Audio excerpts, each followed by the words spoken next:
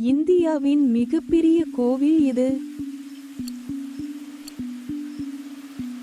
சரியான விடை திருமலை வெங்கடேஸ்வரா கோவில்.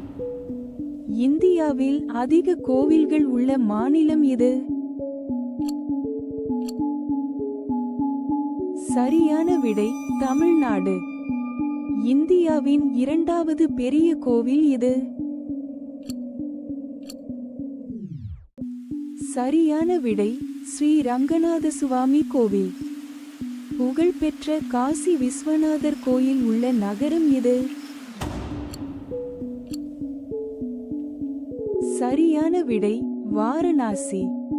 ஸ்ரீ ரங்கநாதசுவாமி கோயில் அமைந்துள்ள தமிழ்நாட்டில் உள்ள கோயில் வளாகத்தின் பெயர் என்ன?